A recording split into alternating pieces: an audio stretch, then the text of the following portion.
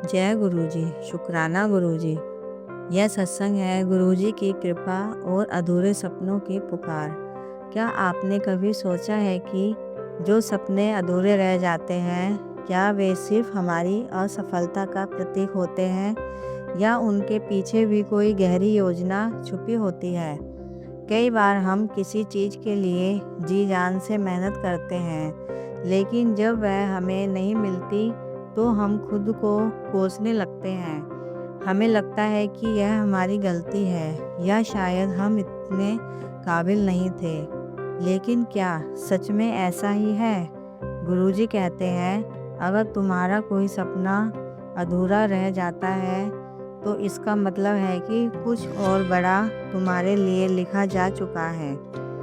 आज इस सत्संग में हम जानेंगे कि किस तरह गुरुजी की कृपा से एक अधूरा सपना एक अद्भुत आशीर्वाद में बदल जाता है। यह सत्संग सिर्फ सुमित अंकल का नहीं है, यह हम सभी की सत्संग है। तो आइए इस दिव्य यात्रा पर चलें। जय गुरुजी। सुमित अंकल नाम के एक युवक थे।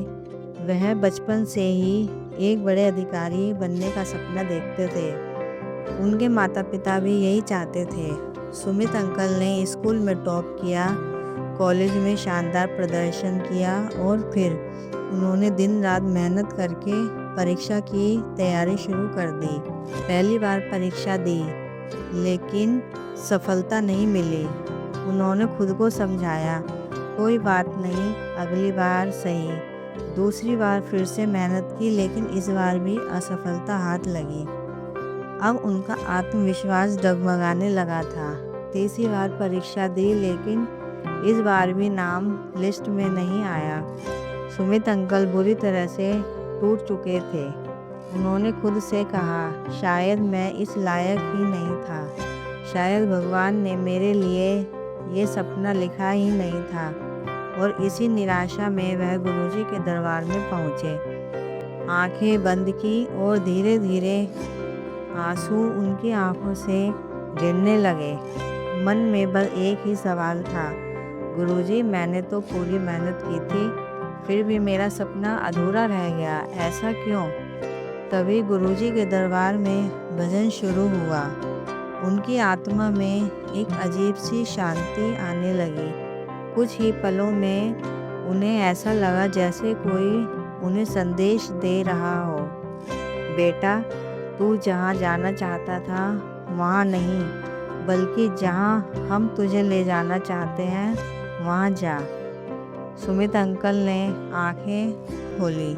वह चौंक कर इधर उधर देखते हैं। सुमित अंकल को कुछ समझ नहीं आया, लेकिन उनके दिल को थोड़ी सी राहत मिली।